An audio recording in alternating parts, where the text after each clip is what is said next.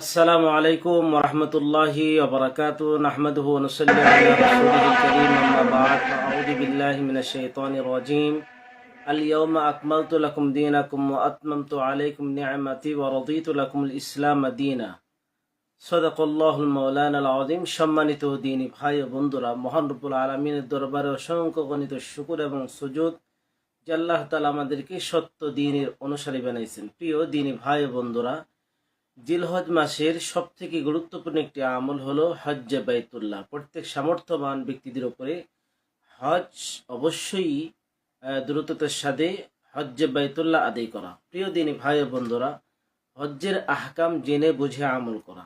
আমাদের হজ উপলক্ষে 5 দিনের ধারাবাহিক আমলের যে আলোচনার আজকের দ্বিতীয় পর্বে জিলহজ মাসের 9 তারিখে উকুফে আরাফা তথা হজ্জের যে 3টি ফরজ এর ভিতরে একটি হলো উকুফে আরাফা, আরাফার ময়দানে অবস্থান করা, সেটা জিলহজের 9 তারিখে।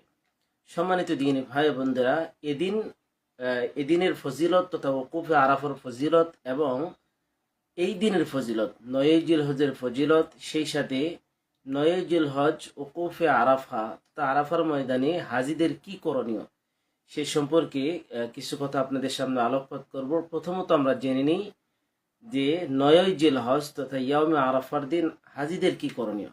প্রিয় দিন ভাই ও বন্ধুরা, যেহেতু 8 তারিখ দিবাগত রাত যেখানে মিনায় অবস্থান করার সুন্নাহ অনুযায়ী জোহর, আসর, মাগরিব, এশা, ফজর পড়ার কথা, এজন্যই ফজরের নামাজের পরে 9 জিলহজ ফজরের নামাজের পরে আরাফার দিকে রওনা হওয়া এবং আরাফায় গিয়ে জোহরের নামাজ পড়ার চেষ্টা করা বা জোহরের পূর্বে পৌঁছার চেষ্টা করা। প্রিয় দিন ভাই বন্ধুরা, এজন্যই সুন্নাহ হলো ফজরের পরেই রওনা হওয়া। আজকাল ভিড়ের কারণে অনেক সময় দেখা যায় 8 তারিখ দিবাগত রাত্রি অনেক মুআল্লিমিন যারা হজের ব্যবস্থাপনা করে থাকেন তারা হাজি সাহেবদেরকে নিয়ে রাত্রিবেলায় আরাফার ময়দানে চলে যান। ভিড়ের কারণে এটি জায়েজ আছে, তবে যে কিছু কয়েকটি সুন্নত এখান থেকে ছুটে যায়। প্রথমত হলো মিনায় ফজরের নামাজ আদায় করা। নাম্বার 2 হলো যে মিনাত ফজরের পরে আরাফার দিকে রওনা হওয়া। সম্মানিত দ্বীনী ভাই বোনদের জন্য যথাসম্ভব চেষ্টা করা যে ফজরের পরে যেন ফজরের নামাজটা পড়ে যেন রওনা হওয়া যায়। সম্মানিত দ্বীনী ভাই বোনরা, আরাফার ময়দানে হাজি সাহেবদের জন্য করণীয় হলো সেখানে অবস্থান করা। মুখে তো তালবিয়া আছে, লাব্বাইক আল্লাহুম্মা লাব্বাইক, লাব্বাইক লা শারীকা লাকা লাব্বাইক, ইন্নাল হামদা ওয়ান নি'মাতা লাকা ওয়াল মুলক।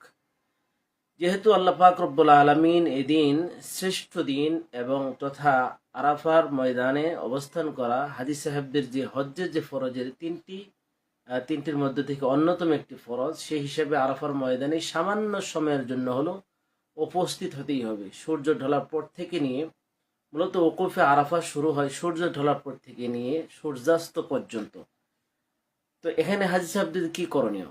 সম্মানিত দ্বীনী ভাই বন্ধুরা, যেহেতু আল্লাহ পাক রব্বুল আলামিন এদিন ক্ষমা করে থাকেন, এজন্যই মুখে তালবিয়ার সাথে সাথে দোয়া, দরুদ, ইস্তিগফার, আল্লাহর কাছে রোনা জারি করা।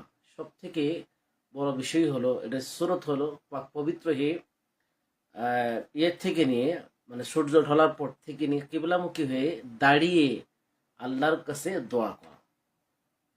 যদি অসুবিধা হয় তাহলে বসেও পড়তে পারবে, অসুবিধা নেই, তবে দাঁড়িয়ে আল্লাহর কাছে রোনাজারি করা, নিজের জন্য, সারা উম্মতে মুহাম্মদের জন্য এক মন খুলে আল্লাহর কাছে দোয়া করা। আল্লাহ পাক রব্বুল আলামিন এদিন ক্ষমা করে থাকেন। আর বিশেষ কিছু জিকির হাদিসে ভিতরে বর্ণিত আছে, এগুলো আদায় করা, যেমন রাসূল করিম সাল্লাল্লাহু আলাইহি ওয়াসাল্লাম এক হাদিসে তিনিও এই দোয়াটি পড়েছেন বা এই জিকিরটি পড়েছেন, লা ইলাহা ইল্লাল্লাহু ওয়াহদাহু লা শারীকা লাহু লাহুল মুলকু ওয়া লাহুল হামদু ওয়া হুয়া আলা কুল্লি শাইইন কাদির। এই হিসাবে এবং অন্যান্য তাসবিহ, তারপরে তালবিয়াত মুখের ভিতরে আসেই, তালবিয়া পড়তে থাকবে। সম্মানিত ভাইয়েরা আমার, আরাফার ময়দানে জোহর এবং আসরের নামাজ, এই ব্যাপারে মাসআলা হলো, যদি সম্ভব হয় মসজিদে নামিরায় গিয়ে নামাজ পড়ার, তাহলে সেখানে ইমামের সাথে জোহর এবং আসর একসাথে পড়ে নিবে, জুমা বাইনাস সালাতাইন যাকে বলা হয়।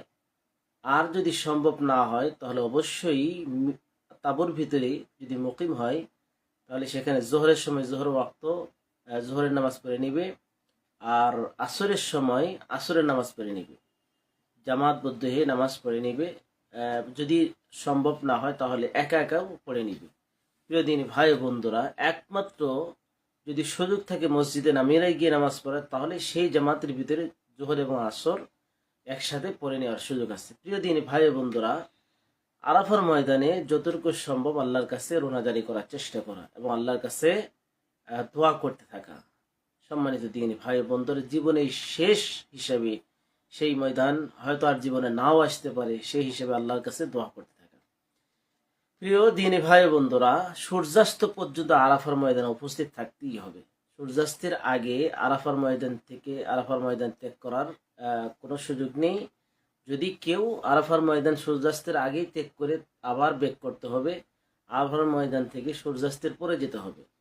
কারণ এদিন ওকুফে আরাফা সূর্যাস্ত পর্যন্ত, সূর্যাস্তর পরে পরে মুজদালিফার দিকে রওনা হতে হবে। সম্মানিত দিনী ভাই বন্ধুরা, এই জন্য আরাফার ময়দানে আবার হাজি সাহেবদের শুধুমাত্র ওকুফে আরাফার দ্বারা উদ্দেশ্য হলো আরাফার ময়দানে অবস্থান থেকে নামাজের সময় নামাজ আদায় করা, সেই সাথে দোয়া দরুদ ইস্তেগফার যতটুকু সম্ভব আল্লাহর কাছে কান্নাকাটি করা, নজরি করা।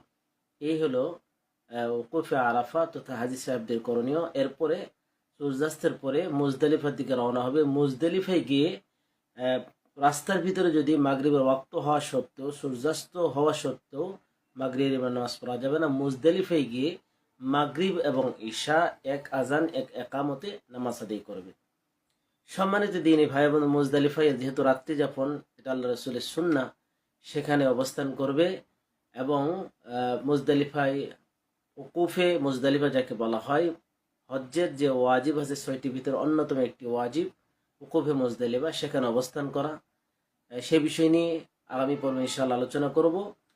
এবার আপনাদের সামনে যে বিষয়টি বলতে চাই, ইয়াউমে আরাফার ফজিলত সম্পর্কে, এদিনের ফজিলত সম্পর্কে রাসূল করিম সাল্লাল্লাহু আলাইহি ওয়াসাল্লাম অসংখ্য হাদিসের ভিতরে এদিনের ফজিলত তিনি বর্ণনা করেছেন। এক হাদিসের ভিতরে পাওয়া যায়, সহিহ বুখারীর হাদিস, তারিক ইবনে শিহাব রাদিয়াল্লাহু তাআলা থেকে বর্ণিত, এক ইহুদি হযরত ওমর রাদিয়াল্লাহু তাআলা আনহুকে জিজ্ঞাসা করেছিলেন এবং বলেছিলেন যে আপনাদের জন্য এমন একটি আয়াত নাজিল হয়েছে, ওই আয়াতটা যদি আমাদের জন্য নাজিল হয়েছে তাহলে ওই দিনকে আমরা ঈদের দিন বানাইতাম। তো ওমর রাদিয়াল্লাহু তাআলা আনহুকে যখন এই কথা বললো, তখন ওমর রাদিয়াল্লাহু আনহু জিজ্ঞাসা করলেন যে কোন আয়াত, যে আল ইয়াউমা আকমালতু লাকুম দীনাকুম ওয়া আতমামতু আলাইকুম নি'মাতি ওয়া রাদিতু লাকুম ইসলাম দীনা। সম্মানিত দিনী ভাই, সূরা মায়েদার এই আয়াতের ব্যাপারে ইহুদি বলেছিল যে এই আয়াতটি কখন নাজিল হয়েছে, কোথায় নাজিল হয়েছে, পরে শেষ পর্যন্ত এই কথা বলেছি, এটা হলো ইয়াউমে আরাফা, আরাফার দিন নাজিল হয়েছে। রাসূল করিম সাল্লাল্লাহু আলাইহি ওয়াসাল্লাম সেদিন আরাফার ময়দানে ছিলেন। প্রিয় দিনী ভাই বন্ধুরা, রাসূল করিম সাল্লাল্লাহু আলাইহি ওয়াসাল্লাম আরেক হাদিসের ভিতরে ইয়াউমে আরাফার ফজিলত সম্পর্কে বর্ণনা করেন। হযরত আয়েশা সিদ্দিকা রাদিয়াল্লাহু তাআলা আনহা থেকে, মামিন ইয়াউমিন আকসারা মিন আন ইউতিকাল্লাহু ফীহি আবদান মিনান নার মিন ইয়াউমি আরাফা ওয়া ইন্নাহু লা ইয়াদনু সুম্মা ইউবাহি বিহিমুল মালায়েকাতু ফায়াকুলু মা আরাদা হাউলাই।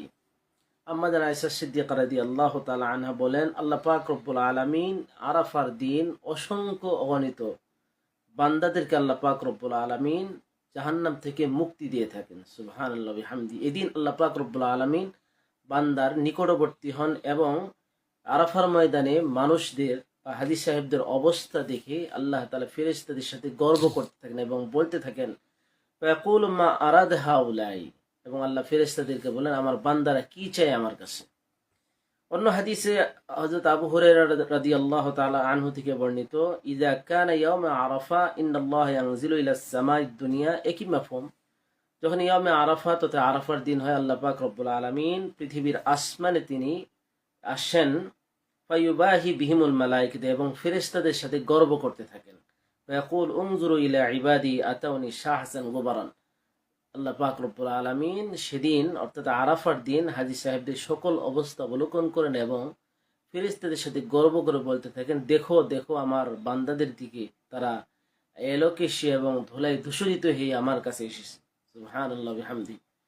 নবীজি সাল্লাল্লাহু আলাইহি ওয়াসাল্লাম আরো অসংখ্য ফজিলত বর্ণনা করেছেন এবং আরাফার ময়দানে দোয়া বা আরাফার দিনের দোয়াকে তিনি উত্তম বলেছেন। এক হাদিসে নবীজি বলেন, খায়রুদ দুআই দুআউ ইয়াউমি আরাফা, উত্তম দোয়া হলো আরাফার দিনের দোয়া। ও খায়রু মা কুলতু আনা ওয়ান নাবিয়্যুনা মিন ক্বাবলি, এবং উত্তম দোয়া হলো ওইটাই যেটা আমি বলেছি এবং অন্যান্য নবীরাও এই দিন বলেছিল, লা ইলাহা ইল্লাল্লাহু ওয়াহদাহু লা শারীকা লাহু লাহুল মুলকু ওয়া লাহুল হামদু ওয়া হুয়া আলা কুল্লি শাইইন কাদির। সম্মানিত দিনী ভাই বন্ধুরা, এজন্য ইয়াউমে আরাফা তথা আরাফার দিনের ফজিলত সম্পর্কে আল্লাহ পাক রব্বুল আলামিন অসংখ্য অগণিত মানুষদেরকে আল্লাহ তাআলা ক্ষমা করে থাকেন। এজন্য এদিন আমরা অবশ্যই হাদিস সাহেবগণ যারা আরাফার ময়দানে উপস্থিত হন তারা তো তাদের আমল করবেই, বা কিয়ামে আরাফার দিন আরেকটি ফজিলত রাসূল করিম সাল্লাল্লাহু আলাইহি ওয়াসাল্লাম আমাদেরকে জানিয়ে দিয়েছেন, সিয়াম ইয়ামে আরাফা আহতাসিবু আলাল্লাহি আন ইউকাফিরা আস-সানাতা আল্লাতী ক্বাবলাহু ওয়াস-সানাতা আল্লাতী বা'দাহু। নবীজি সাল্লাল্লাহু আলাইহি সাল্লাম বলেছেন যে ইয়ামে আরাফার এই একটি রোজা আমি আশা রাখি আল্লাহ পাক রব্বুল আলামিন পিছনের এবং সামনের এক বছরের গুনাহ আল্লাহ তাআলা ক্ষমা করে দিবেন। সুবহানাল্লাহি ওয়া বিহামদিহি। এজন্য ইয়াউমে আরাফার রোজা ৯ তারিখ, জিলহজের ৯ তারিখ এই দিনের রোজা রাখা অবশ্যই প্রত্যেকটা মুমিন মুসলমানের জন্য জরুরি। আল্লাহ পাক রব্বুল আলামিন আশারে জিলহজ্জার যে ফজিলত তাৎপর্য আল্লাহ পাক রব্বুল আলামিন কোরআনে আলোচনা করেছেন, নবী সাল্লাল্লাহু আলাইহি সাল্লাম অসংখ্য হাদিসে ফজিলত বর্ণনা করেছেন। আল্লাহ পাক রব্বুল আলামিন সে সমস্ত ফজিলত আল্লাহ আমাদেরকে নসিব করুন। সেই সাথে যারা হজ্জে গিয়েছেন তাদেরকে হজ্জে মাবরুর, হজ্জে মাকবুল নসিব করুন, এবং আমাদেরকে আল্লাহ তাআলা জীবনে একবার হলেও সেই পবিত্র হুকুম হজ্জে বাইতুল্লাহ করার তৌফিক দান করুন। আমিন। আসসালামু আলাইকুম ওয়া রাহমাতুল্লাহি ওয়া বারাকাতুহু।